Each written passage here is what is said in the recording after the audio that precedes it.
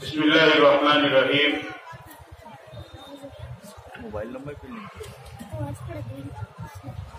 मौजूद साथियों, इज्जतदार माँ और बहनों, जिला सीकर के शाहीन बाग में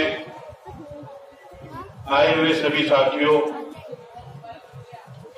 जैसा कि आप सब हजरात को मालूम है कि हम ये प्रोटेस्ट क्यों कर रहे हैं। सरकार ने बिल पास किए हैं, जो बिल सिर्फ मुसलमान ही नहीं बल्कि संविधान के भी खिलाफ है। NPR, NRC, CAA।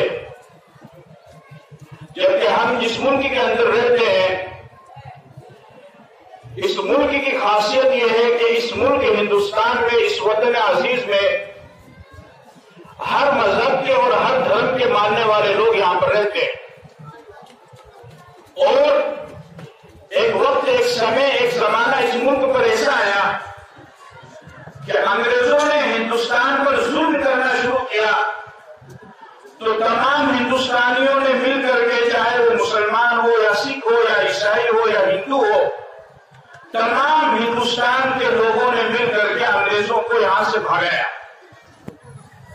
और जब अंग्रेजों ने जुल्म शुरू किया तो हमारे अकाबिरीन उलमाए किराम आगे आए और उन्होंने जिहाद का फतवा दिया और अंग्रेजों को यहां से भागने पर मजबूर किया। यह हमारा मुल्क हिंदुस्तान ऐसा मुल्क है कि जिसमें तमाम मजहब के मानने वाले लोग रहते हैं और सब प्यार और मोहब्बत के साथ में रहते हैं।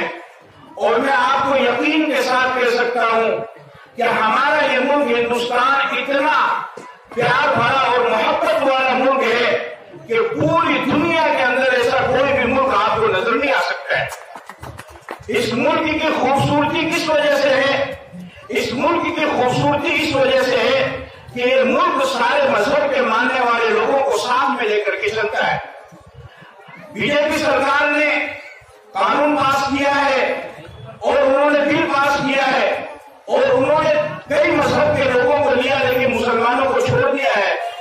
मैं भारत के प्रधानमंत्री जनाब नरेंद्र मोदी साहब से मैं ये कहना चाहता हूं कि अगर आप भारतीय जनता पार्टी के प्रधानमंत्री हैं तो आप दिल्ली शाहीन बाग में, सीकर शाहीन बाग में, उसके अलावा पूरे हिंदुस्तान में जहां कहीं भी प्रोटेस्ट हो रहा है, एहतजाज हो रहा है, उन एहतजाज करने वालों की बात मत सुनिए।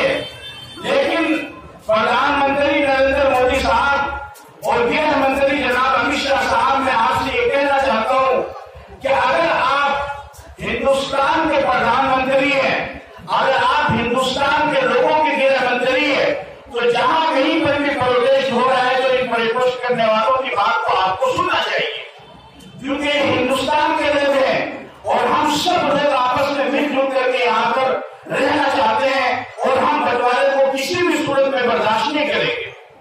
हम सब एक साथ मिलकर के रहते हैं। हमारे मोहल्ले के अंदर, हमारे पड़ोस में एक हिंदू भाई का मकान होता है, एक सिख भाई का मकान होता है, एक ईसाई भाई का मकान होता है।